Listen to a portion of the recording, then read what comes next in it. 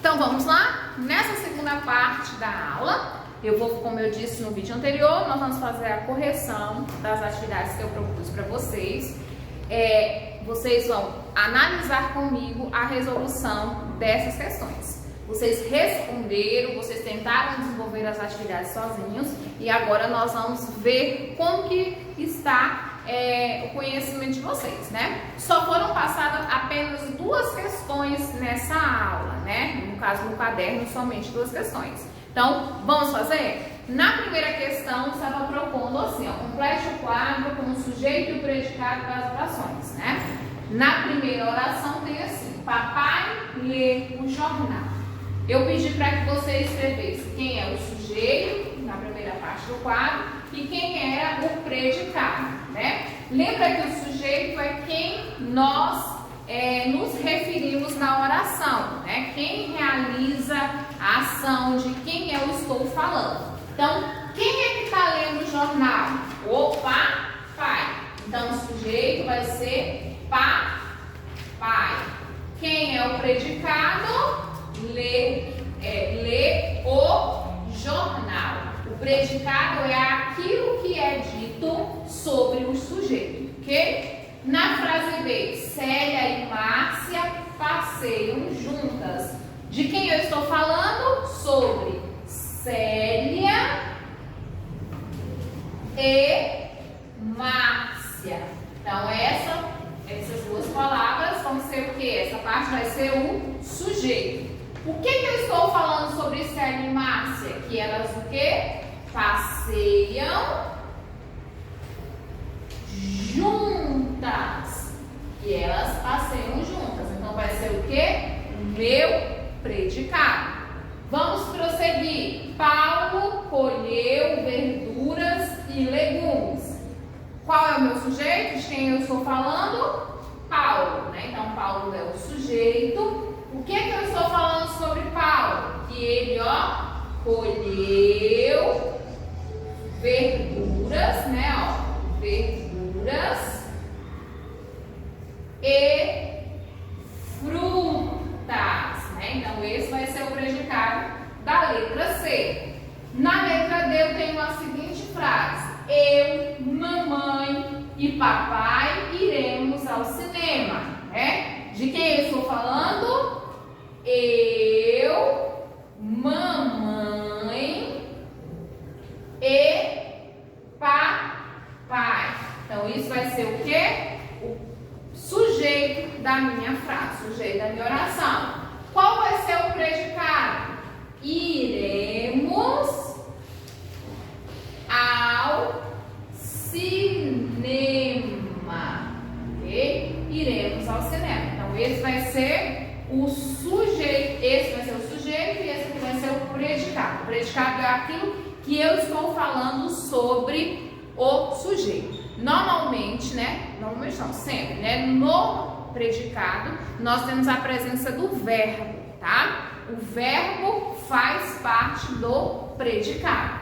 Vamos continuar? Nós vamos fazer agora a questão de número 2. Espero que vocês tenham conseguido fazer a questão de número 1, né? Identificar os termos, né? Qual é o termo o sujeito e o predicado, quais são os termos de uma oração. Na questão de número 2, eu propus a seguinte frase, na frase o leão e o tigre fugiram da jaula. Baseado nessa frase, você vai responder. Primeiro, qual é o sujeito? Vamos ler a frase novamente. O leão e o tigre fugiram da jaula. De quem é que eu estou falando? Quem é que fugiu da jaula? O leão e o tigre. Então, o leão e o tigre, né? Vai ser o sujeito da minha frase. Então, se o leão e o tigre, né, são o sujeito, do sujeito aqui, quais são as palavras principais, né? Aquela palavra que é essencial, que ela não pode faltar para eu entender de quem eu estou falando, né? Aqui, as palavras principais vão ser a palavra leão, né? Vamos sublinhar aqui, a palavra leão e a palavra tigre vão ser o quê? O núcleo né? Então, o meu sujeito, ele apresenta 2 núcleos. Então, com isso, eu já posso responder o quê? A letra B. Por quê? Como o sujeito é classificado? O sujeito aqui, ele vai ser classificado como sujeito composto. Por que ele vai ser um sujeito composto? Porque ele apresenta 2 núcleos, tá? Então, justifique sua resposta. Sujeito composto, porque apresenta 2 núcleos, tá? Então, sempre que eu tenho 2 ou núcleos, plural, tá? Quando eu tenho 2 ou mais núcleos, ou seja, 2 ou mais palavras principais compondo o meu sujeito, esse sujeito ele vai ser classificado como sujeito composto. Lembra que os sujeitos, né, eles podem apresentar 5 classificações. Eu tenho o sujeito simples, é aquele sujeito onde apresenta apenas um núcleo. Eu tenho o sujeito composto, que tem 2 ou mais palavras formando o núcleo, né, 2 palavras ou mais principais do núcleo. Ele tem um sujeito desinencial, né, que a gente já viu que ele pode ser sujeito oculto, implícito, subentendido, né? Quando que é o sujeito, ou elíptico também, né? O sujeito desinencial é aquele que a gente determina através do verbo, através da desinência do verbo a gente vai identificar o sujeito. Embora esse sujeito ele não esteja escrito na frase, né? Ele não está escrito, mas a gente pode entender pelo verbo, tá? Nós temos também o sujeito, a oração sendo sujeito, e nós temos o sujeito indeterminado, né? Nós temos os casos especiais para ser sujeito indeterminado e nós temos também os casos especiais para ser sujeito inexistente, ok? Vamos lá? Qual é o predicado? Se minha oração é o leão e o tigre fugiram da jaula. Eu tirei o leão e o tigre, que é o sujeito. O restante da minha oração vai ser o quê? O predicado, fugiram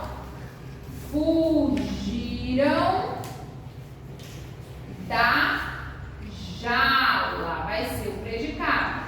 O que acontece? Nem sempre quando nós tivermos uma oração, nem sempre o sujeito vai aparecer primeiro e depois vai aparecer o predicado, né? Tem vezes que o sujeito, a oração vai apresentar uma ordem indireta, onde o sujeito pode aparecer no começo, o sujeito pode aparecer no meio, ou o sujeito pode aparecer no final também da minha oração, tá? Então vai depender, ou no começo, ou no meio, ou no final. Então pode aparecer na ordem direta ou na ordem indireta, ok?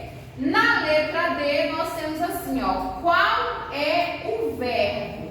Qual é o verbo que nós temos na oração? Aqui, quando eu falo o leão e o tigre fugiram da jaula. Qual a palavra que é o meu verbo? Vai ser o quê? Fugiram. O verbo fugir, né? Então, fugiram é o verbo. Aí agora eu pedi para que vocês identificassem a pessoa, o número, o tempo e o modo do verbo, né? Lembra que o verbo ele pode ser primeira, segunda ou terceira pessoa, né? Quem fala, com quem se fala, ou o que ou de que se fala, né? Número, se é singular ou se é plural. Tempo, se é presente, passado, futuro.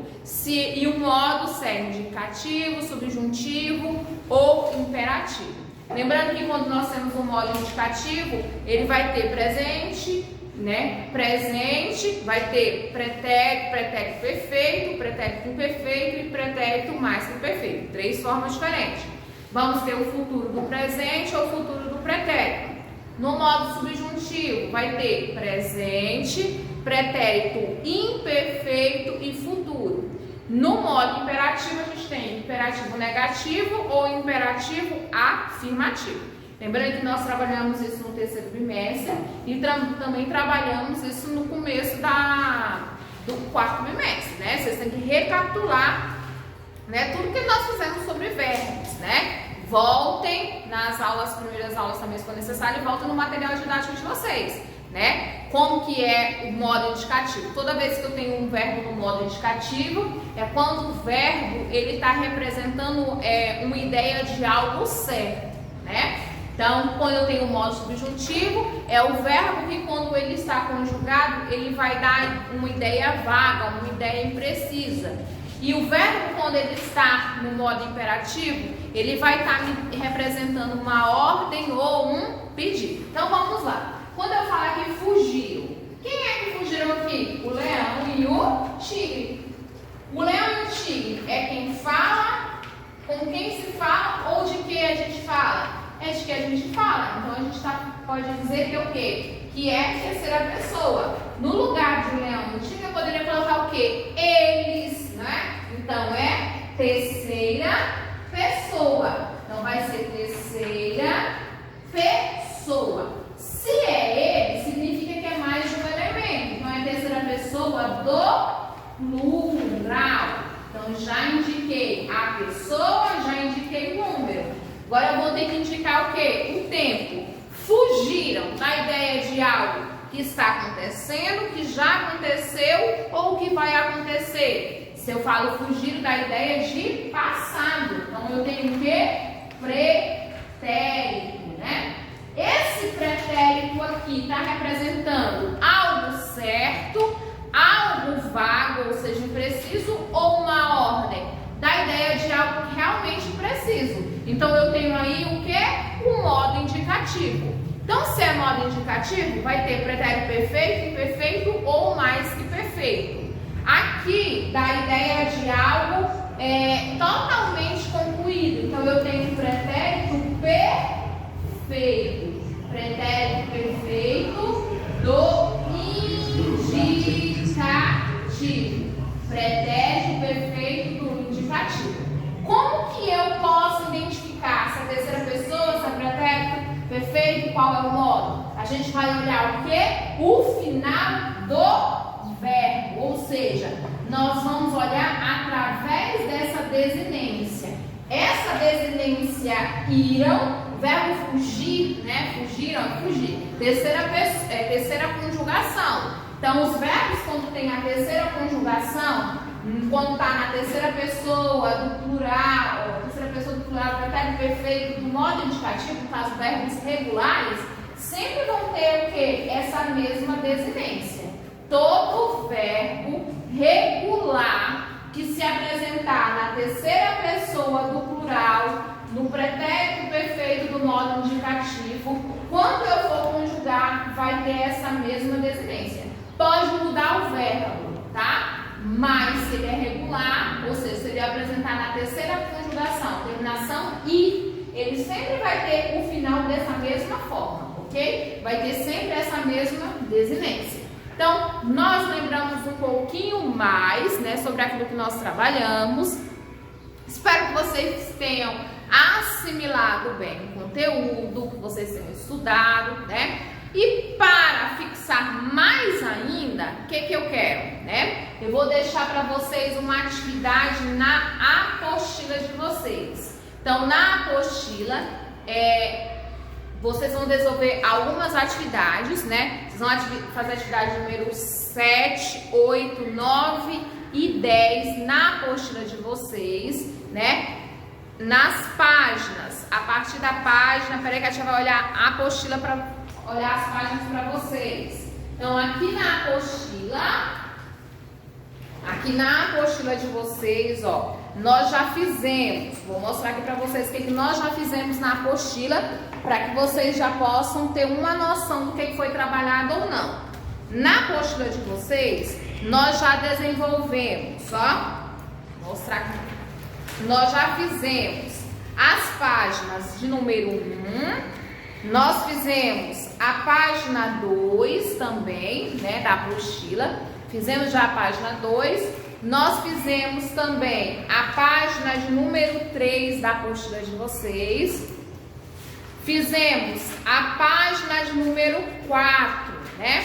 Aí na página de número 4 começa a falar sobre o estudo da língua, né? O que nós falamos sobre frases, orações, os termos essenciais da oração, né? Na página 5 continua explicando esse conteúdo que vocês vão utilizar também para material de apoio. E a atividade de vocês começa a partir da página de número 6, tá? Na página 6, vocês têm a questão de número 7, a questão de número 8, tá?